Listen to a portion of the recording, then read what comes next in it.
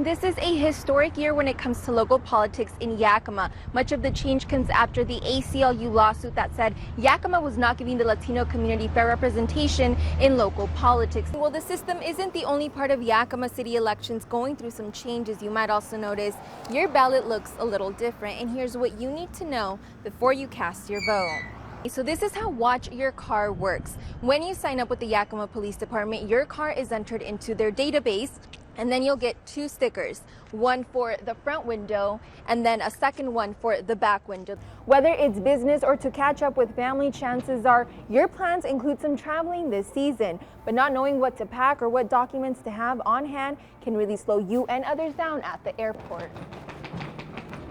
The last thing we need when we're on the go. No one is too young to become a victim of identity theft. All a thief needs is your child's social security number. So how would you know if your child's identity has been compromised? Family, friends, and the Wapato community grieve the loss of 3 people, including a 2-year-old child, after a fire that started in this house behind me early this morning. Relatives comfort each other as they learn the tragic outcome of a fire that was reported at about 1:40 a.m. on West Wapato Road. To lose 3 in a row like this. Yakima County Fire District Number 5 tells us a passerby reported the fire. They were on another call nearby, so they were able to respond quickly. But by the time they got to the scene, 29-year-old Joseph Boemi and 26-year-old Viola Stay had died of carbon monoxide poisoning due to smoke inhalation. And we don't know, but obviously if they had smoke detectors in there, maybe they would have heard him. Maybe they would have picked the fire up a little bit sooner. And maybe gave him a little bit better chance to get out. The child was taken to a local hospital in Toppenish, but didn't make it. Right now, the family clings to the memories to cope with their loss. So she had hopes and dreams in her life. Shane Romer is being held in the Yakima County Jail on a $2 million bail on suspicion of 2 counts of first-degree assault, unlawful firearms possession, and drive-by shooting. Now, police want to emphasize those charges are not connected to the shooting that happened here in this residential neighborhood yesterday evening. Detectives were busy at work this morning searching for evidence in connection with a drive-by shooting that happened just a few hours before a standoff that left 1 officer injured and an entire neighborhood shaken up. So we just got out of here because we knew something was going down. We didn't even get back into our house until like 11:30. While some people were displaced for a few hours, other neighbors tell me they were warned to stay away from the area. My boy called me and said, "Don't come home." So they got all the streets blocked off. There's a SWAT team here in the front yard. They were leaning across the car to use my ice chest to sit on and train their guns on the people across the street. Mike Bastinelli with the Yakima Police Department says based on how quickly the situation escalated, the outcome could have been much worse. After our SWAT team positioned themselves, several more shots were fired. And the fact that the suspect was willing to fire so many shots is frightening, but a tremendous amount of relief that she's okay and that no one else was hit.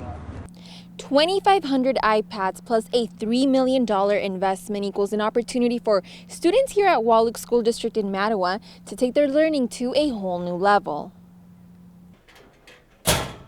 It's like Christmas in October. It's been 2 years in the making, and now the iPad rollout starts at Wahluke School District. By December, every student will have an iPad in their hands and global access at their fingertips. We were talking to kids in Norway, for example. So we just did a Google Hangout with them, and we wouldn't have had those opportunities if it wasn't for the iPads. Opportunities that will make a world of a difference in a district where nearly 100% of students are on free and reduced lunch, and where many students end up missing class because their families are seasonal migrant farm workers. But the iPads could change that. If they're gone for 3 months, they still are not missing anything in my classroom. That's just one of the many ways Ms. Mitchell plans to use this technology. So if they finish a project early, I want to videotape myself giving art lessons. There's also convenience. We do a lot of debating based off of research papers, so just the paper saved alone is going to be amazing. Beyond the classroom, the district expects the impact will also trickle into the community. While the district has been met with some pushback from parents, they're confident the results will speak volumes. we have to give these kids an opportunity, and they can push back, but I think as soon as they see the impact it's going to make on these kids and just how they're going to become better speakers and writers and readers, I think it'll be worth it. And level the playing field. When they graduate, they're going to have the skills that kids from, whether you're Mercer Island, you're Bellevue, you're Tri-Cities, wherever you are, you're going to have those same opportunities. Hey guys, good morning. Well, I'm here with international YouTube star Alex Boye. Thanks for waking up early with us, Alex. Oh, no worries. It's an honor being here. Seriously. And I'm also here with Valley Children's Choir. Hey guys. Hi. Alrighty, Alex. Well, you've been in Yakima before, so welcome back. As you can see, we're excited to have you here. Yeah. And I have to ask, what was it like competing in America's Got Talent? Oh, let me tell you, it was the scariest, happiest, craziest thing. It's like 100 different emotions going on constantly, but it was an amazing experience. Yeah. Would you do it again? You know what? People have been asking me if I'd do it again.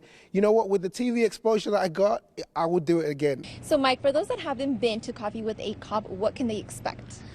Well, they can expect an opportunity just to really sit down with a police officer and get to know them maybe in a personal level. You know, this is all part of community policing. So why would you encourage people to come out, take the time to get to know our local law enforcement? Well, you know, we all are concerned about public safety, and law enforcement plays a big part in public safety in this community. This is NBC Right Now Local News, 11 at 11.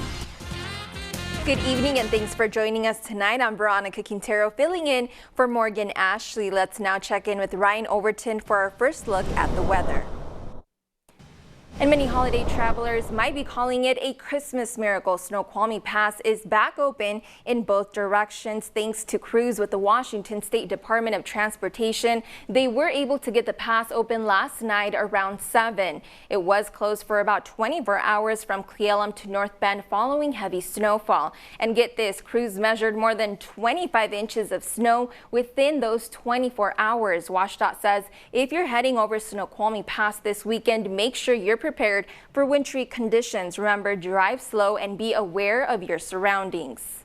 We have an update regarding a silver alert issued for 77-year-old Flora Salgado Arroyo. She was reported missing by her family a little after 5 a.m. this morning in Yakima. The Yakima Police Department says the Yakima County Sheriff's Search and Rescue found her near the 300 block on North 9th Street. Officers say she was found wrapped in a blanket laying in the snow. She was taken to a local hospital and is expected to be okay. We have dramatic video this evening showing a Yakima home completely engulfed in flames. A viewer caught this video around 6 this morning in the area of South Natchez and East Maple Street. Firefighters tell us 9 people were sleeping inside when flames broke out. Fortunately, smoke alarms woke them up and they all made it out safely. Sadly, firefighters say the home is a complete loss, but the Red Cross is stepping in to help out. Crews are still working to figure out how the fire started.